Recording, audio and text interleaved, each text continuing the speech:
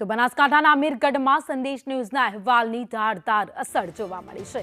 ઇકબાલગઢની બનાસ નદીનો બ્રિજ ભારે વાહનો માટે બંધ કરાયો છે। તમામ વાહનોને સરોત્રા ગામ તરફથી જવા માટે આદેશ કરાયો છે। તો 1988માં બનાવવામાં આવ્યો હતો આ બનાસ નદી પરનો બ્રિજ, જે અત્યારે જર્જરિત હાલતમાં છે। બ્રિજની સ્થિતિને જોતા તાત્કાલિક અસરથી આ નિર્ણય કરવામાં આવ્યો છે અને હાલમાં મોટા વાહનોની અવરજવર આ બ્રિજ પરથી બંધ કરી દેવામાં આવી છે। તો અમીરગઢમાં સંદેશ ન્યૂઝના અહેવાલની અસર જોવા મળી છે।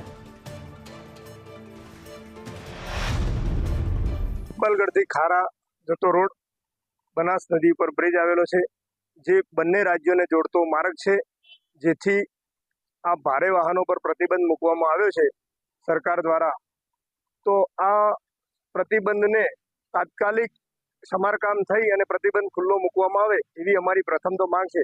અને જ્યારે તંત્રને અમે સંદેશ દ્વારા અગાઉ અહેવાલ ચાલ્યો ત્યારે તંત્ર દોડ્યું, દુર્ઘટના બની ત્યારે તંત્ર જાગ્યું, તો આજ દિન સુધી ક્યાં હતું તંત્ર એ ખબર નથી પડતી આજ દિન સુધી કે તંત્રને શું ખબર છે કે નહીં। હજી બીજી કોઈ પણ ડિપાર્ટમેન્ટોમાં આવી જ પરિસ્થિતિ હશે તો પણ શું તંત્ર ત્યાં નુકસાન થશે પછી તંત્ર જાગશે?